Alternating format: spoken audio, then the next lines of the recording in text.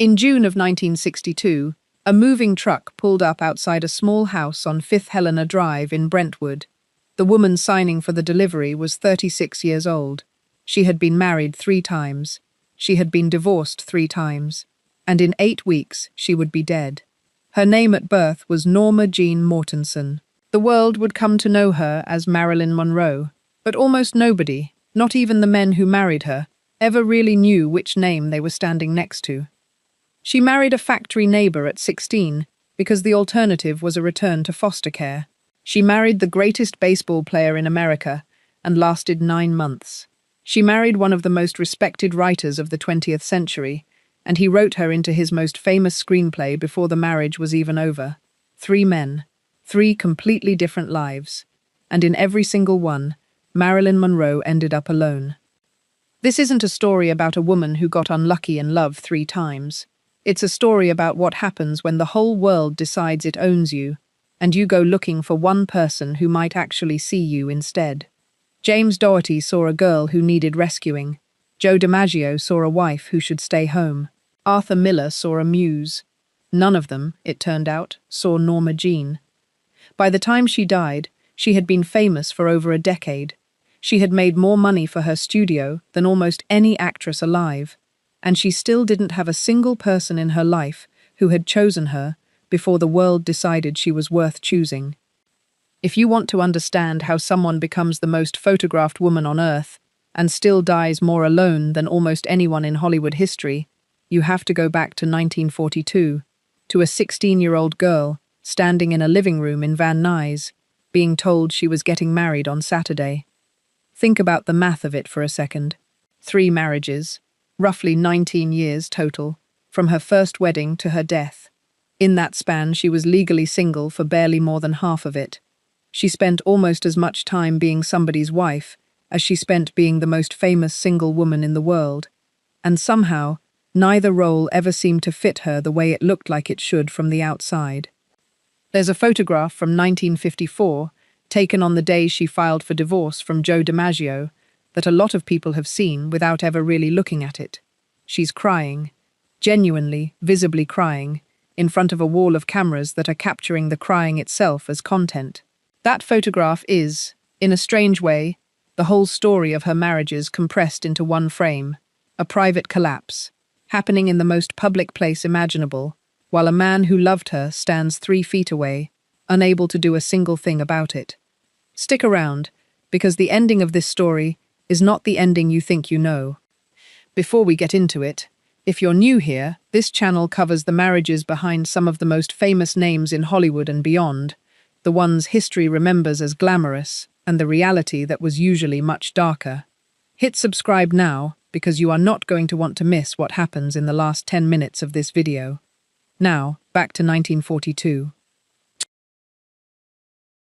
Norma Jeane Baker, she'd go by her mother's second husband's name for a while, was never really raised by anyone in particular. Her mother, Gladys, cycled in and out of psychiatric institutions. Her father was never in the picture at all. By the time she was a teenager, Norma Jeane had lived in something close to a dozen different homes, foster families, an orphanage, a stretch with family friends named the Goddards. In 1942, the Goddards got word they were moving out of state. Norma Jeane was 16. She was too old to go with them and too young, under California law, to stay behind on her own. There was exactly one solution anyone offered her: marriage. The groom was James Dougherty, 21 years old, a neighbor's son who worked at a local aircraft plant. He wasn't a predator and he wasn't a villain. By most accounts, he was a decent, steady young man who liked Norma Jeane and was willing to marry her. But nobody asked Norma Jeane whether she loved him. They asked whether the paperwork could go through before the Goddards left the state. It's worth sitting with how ordinary that arrangement was considered at the time. Marriage as an escape hatch from the foster system wasn't unusual in 1940s California. Nobody at that dinner table thought they were doing anything unkind. They thought they were solving a logistics problem. A 16-year-old's future was being settled the way you'd settle a lease.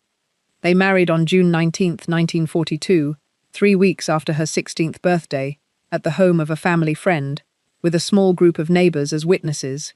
There was no honeymoon in any grand sense, a short trip up the coast mostly, before Dougherty went back to his shift work. For a while, it looked almost ordinary.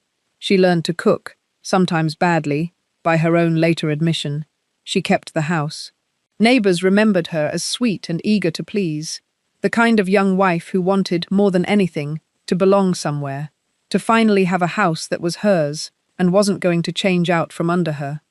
Dougherty, for his part, seemed genuinely fond of her. He taught her to drive. He liked showing her off at company gatherings, not for her looks so much as pride in having a young, attentive wife. For nearly 3 years, that was the whole story. Norma Jeane Dougherty, aircraft worker's wife, Van Nuys, California. Nobody in that house had any reason to think the name would ever change again. Then the war came for James Dougherty. He joined the Merchant Marine and shipped out, first to the Pacific, and Norma Jeane went to work in a factory that made parachutes and target drones, tightening bolts on airplane fuselages for the war effort. She was, by co-workers' accounts, good at the job, reliable. Nobody there thought they were looking at a future movie star. It was there, in 1945, that an army photographer named David Conover came through shooting morale photos of women supporting the war. He pointed his camera at Norma Jeane, working the assembly line in overalls, hair pulled back. Something in the pictures made people stop. The photos didn't just get noticed, they got passed around. Within a year, she had a modeling contract. Within 2, she had bleached her hair, changed her name, and signed with a talent agency. And the phone in the little house she shared with Dougherty started ringing with people who wanted things from her that had nothing to do with dinner being on the table. James Dougherty came home from the war to a wife who was becoming somebody else in real time, and he didn't like what he saw. He'd write, decades later, that he came back expecting the marriage he'd left. Instead, he found modeling portfolios spread across the kitchen table, and a wife who lit up, describing photo shoots in a way she'd never lit up, describing anything about their life together. He wanted a wife who stayed in Van Nuys, cooked dinner, and waited for him at the door. She wanted, for the first time in her life, a chance to be looked at and chosen on her own terms. Not handed off, not arranged, chosen. They divorced in 1946, finalized while Dougherty was still overseas on a merchant marine posting. He would later say he never really understood what happened, that the girl he married simply wasn't the same person anymore by the time he got home for good. In a sense, he was right, though not in the way he meant it. Norma Jeane Dougherty didn't disappear because of ambition or because she'd stopped caring about the marriage. She disappeared because for the first time in her life, someone other than a caseworker or a foster family was offering her an identity of her own choosing, and she took it with both hands, the way anyone might who had spent 16 years being handed off from house to house, without ever once being asked what she wanted. It's easy, looking back, to cast Dougherty as the villain of this chapter, the small-town husband who couldn't handle his wife's success. That's not quite fair to him either. He never asked to be married to a movie star. He signed up, in 1942, to be married to a 16-year-old named Norma Jeane who needed somewhere to live. The contract, in his mind, never changed. Hers did. Neither of them did anything wrong, exactly. They just wanted 2 completely different futures, and only one of them got to have it. She would spend the rest of her life being other people's idea of Marilyn Monroe. The tragedy is that the first man who ever had her, before the cameras, before the name change, before any of it, was the one husband who might have known the real Norma Jeane at all, and even he lost her. By 1952, Marilyn Monroe was no longer a rising starlet. She was becoming the single biggest sex symbol in America, and 20th Century Fox knew exactly what to do with that. That year, a mutual friend arranged a blind date between Monroe and Joe DiMaggio, the retired Yankees center fielder, a man so revered in New York that sports writers had taken to calling him simply the Clipper. DiMaggio was, by nature, private, guarded, almost silent in public. He'd retired from baseball 2 years earlier, and by his own account, life after the Yankees had left him restless, unsure what to do with himself, once the one thing he was famous for was over. Monroe, meanwhile, was becoming the most photographed woman on the planet, her image plastered across magazine covers from coast to coast. On paper, it made no sense. 2 people whose fame ran in almost opposite directions, his built on discipline and silence, hers built on being looked at constantly. In person, something clicked immediately. Accounts from that first dinner describe Monroe arriving late, characteristically, and DiMaggio barely speaking for the first half hour. Then something shifted. He asked about her life before Hollywood. Not her films, her life. DiMaggio, unlike most men who pursued her, didn't seem impressed by her fame at all. He barely watched movies, he'd never really seen her films, and made no effort to pretend otherwise.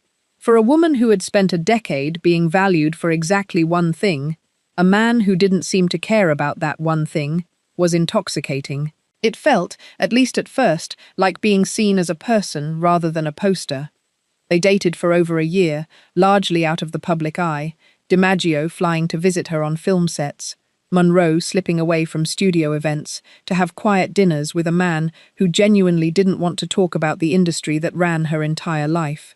They married on January 14, 1954, at San Francisco City Hall.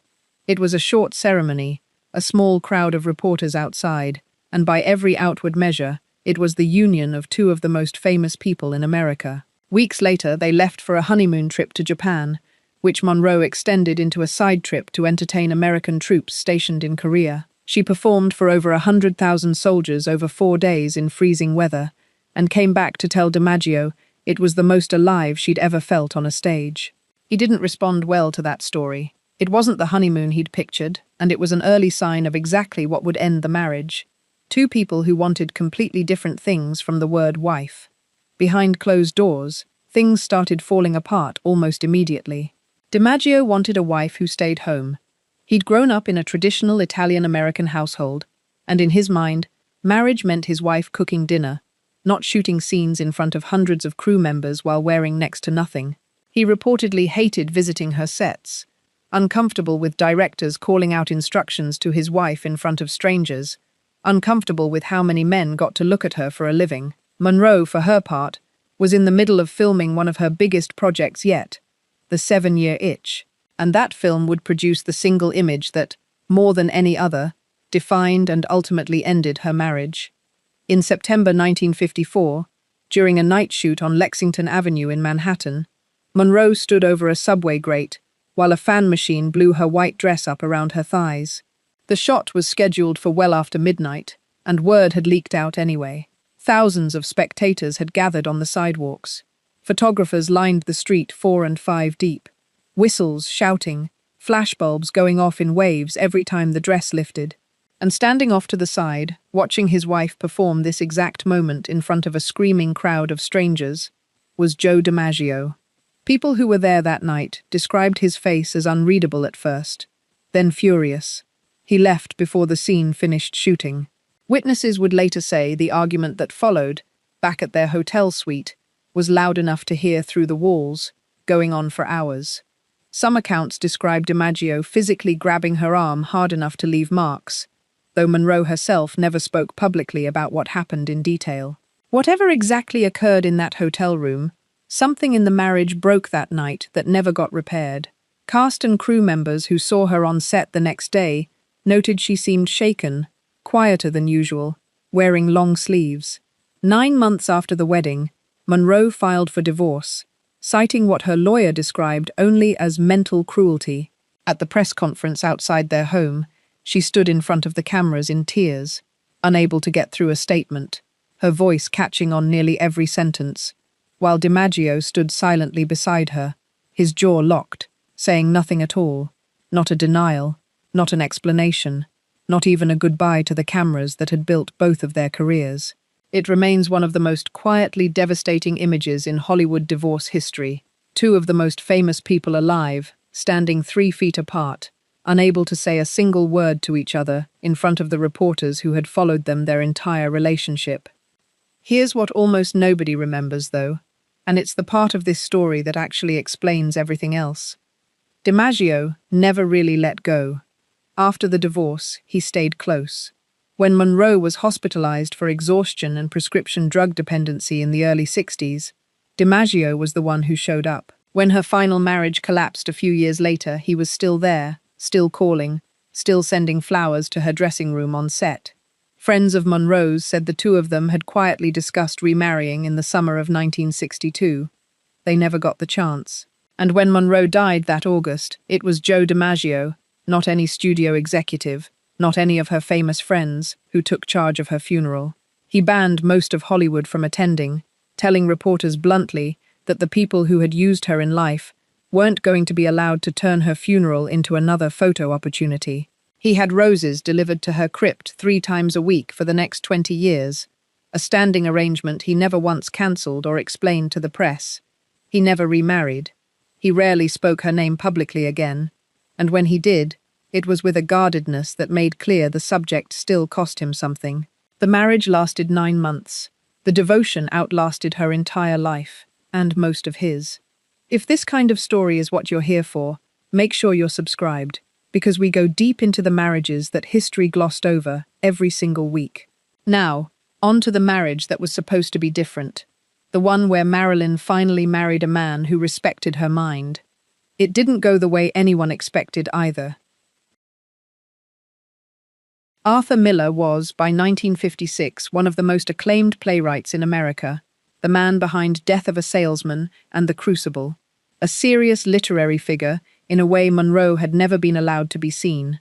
She had actually met him years earlier, in 1951, on a studio lot in Los Angeles, introduced through a mutual friend, and by her own account, she never forgot the encounter.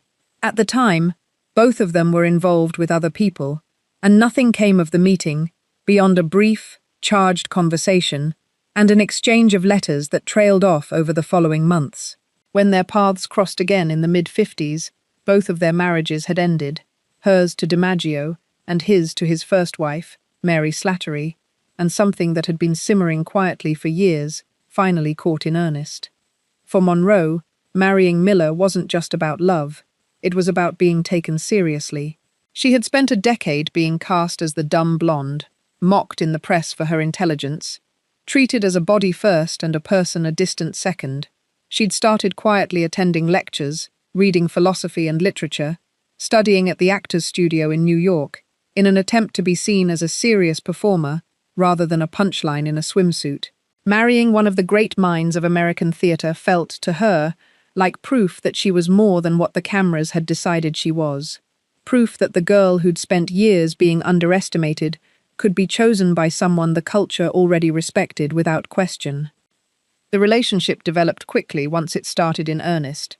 Miller was still technically separated from his first wife when their romance became public, and the press treated the pairing as a genuine scandal for a while. A serious literary man abandoning his family for a movie star. Miller weathered it.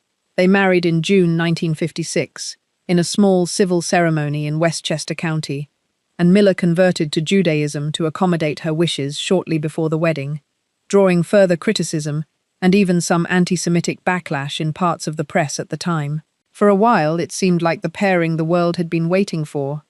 Beauty and brains, finally united, a fairy tale that made sense on paper, in a way her first 2 marriages never quite had.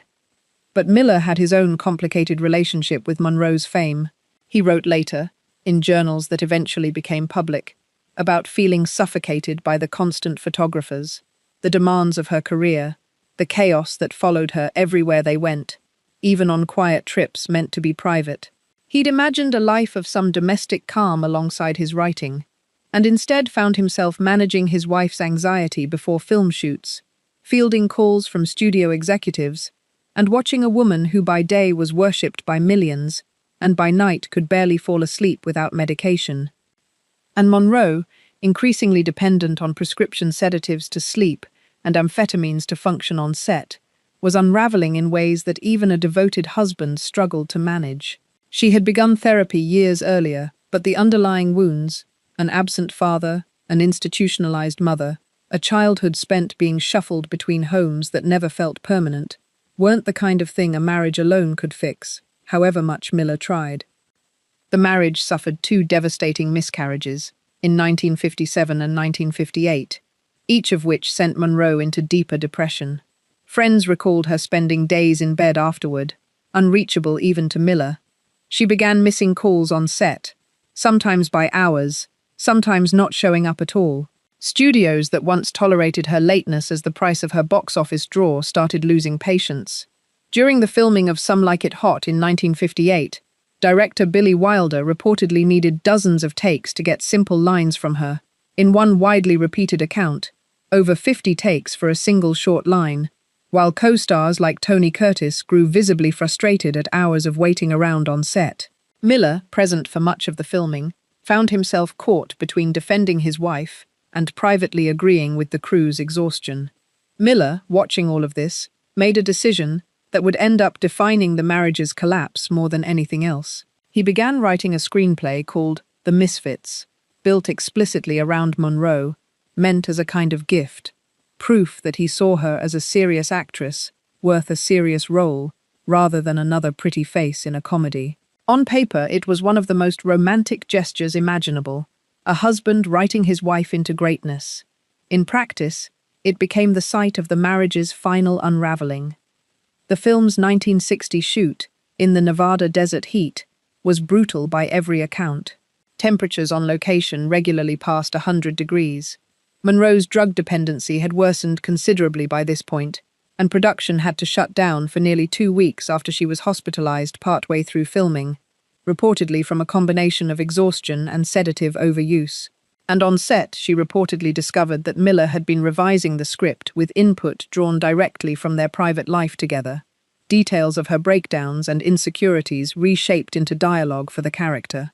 What was meant as tribute began to feel, to Monroe, like exposure, as though her own private collapse had become material for someone else's art, performed back at her on a soundstage in the desert. By November 1960, the marriage was effectively over. They divorced in January 1961. The Misfits would premiere that same month, and critics would call it one of the strangest, saddest films either of them ever made. Not because of anything on screen, but because everyone watching it knew they were watching a marriage die in real time, 24 frames a second. Clark Gable, her co-star in that film, died of a heart attack days after filming wrapped. Some in Hollywood, unfairly or not, blamed the stress of working with Monroe for hastening it. It was one more loss added to a year that had already cost her a marriage, and, in her own mind, whatever was left of her reputation as easy to work with. By 1962, Marilyn Monroe had been married 3 times and had ended up, each time, back in a house by herself. The same house she'd only just moved into, the first home she'd ever purchased entirely on her own. She was seeing a psychiatrist several times a week, sometimes daily. She had been let go from her final film, Something's Got to Give, after repeated absences and a highly publicized appearance singing at President Kennedy's birthday celebration at Madison Square Garden that studio executives felt had crossed a line. Studio executives who had once fought to put her under contract were now openly discussing replacing her, and gossip columns speculated her career might be effectively finished. And yet, in the final weeks of her life, something had started to shift. Friends described her as hopeful, even excited, talking about a possible remarriage to DiMaggio, who had been quietly, steadily present in her life again for months.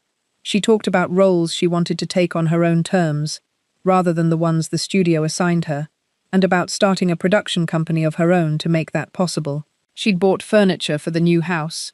She'd been photographed smiling, relaxed, in a way that people around her hadn't seen in years. For the first time in a long while, people close to her said she sounded like she was building something, rather than just surviving it. On August 5, 1962, Marilyn Monroe was found dead in her Brentwood home from an overdose of barbiturates. Her housekeeper called the police after finding her unresponsive in bed, the phone still in reach, an empty bottle of sedatives on the nightstand. She was 36 years old. The official ruling was probable suicide, though the investigation was, by later admission, handled quickly and imperfectly, and questions and conspiracy theories about that night, including her rumored relationships with President Kennedy and his brother Robert, have persisted for over 60 years. The news moved around the world within hours. Fans gathered outside the Brentwood house within the day, some leaving flowers at the gate. Newspapers that had spent a decade printing every detail of her romantic life now printed the same photographs again, this time as an obituary. It was, In a strange and bitter way, the final version of the same bargain she'd made her entire adult life. The world got to look at her, right up until the very end. Joe DiMaggio arranged the funeral at Westwood Village Memorial Park, a small private service, and famously turned away Hollywood figures he believed had exploited her while she was alive, including, according to most accounts, Frank Sinatra and Peter Lawford. He stood at the graveside afterward for a long time, after the other mourners had left. James Dougherty gave interviews, decades later, still trying to make sense of the girl he'd married at 16, who the whole world eventually claimed as their own, saying more than once that he barely recognized the woman on magazine covers as the wife he remembered cooking dinner in Van Nuys. Arthur Miller, when asked about her death, said almost nothing publicly for years, though he would go on to write about her in his memoirs and eventually in a play, After the Fall, that many critics and readers understood as a thinly disguised account of their marriage, drawing renewed criticism that he was, even after her death, still turning her pain into material. 3 men married Norma Jeane Baker. 3 men, in their own ways, fell in love with Marilyn Monroe instead. It's the gap between those 2 names, and those 2 women, that neither the boy from Van Nuys, nor the ball player from San Francisco, nor the playwright from New York, ever fully closed. Each of them, at different points, seemed to believe that loving Marilyn Monroe was the same thing as loving Norma Jeane. None of them ever quite tested whether that was true, because by the time any of them got close enough to find out, the marriage was already ending. She spent her whole adult life waiting for someone to marry the girl underneath the name, the 16-year-old from Van Nuys who just wanted a house that wouldn't change out from under her. It's possible only one man ever came close to giving her that, decades late and far too briefly, and by the time he was ready to try again for good, there wasn't enough time left for either of them. There's a version of this story that gets told as pure tragedy, 3 failed marriages stacked on top of each other like evidence that Marilyn Monroe was simply unlucky, or difficult, or doomed from the start. That version leaves out the parts that don't fit as neatly. It leaves out the fact that she kept trying, after a childhood with no stable home at all, after a marriage arranged like a permit renewal, after a 9-month collapse played out in front of flashbulbs, after a marriage to a man who turned her breakdown into a screenplay. She was, by the summer of 1962, still willing to try again. That's not the profile of someone who'd given up on love. It's the profile of someone who never stopped believing, right up until the end, that the right version of it might still be waiting for her. She just ran out of time to find out if she was right. If this story hit you the way it hit us to research it, there are more just like it on this channel every week. Women the history books remember for their glamour, and forget for everything underneath it. Subscribe, and let us know in the comments which marriage in this video broke your heart the most. Thanks for watching.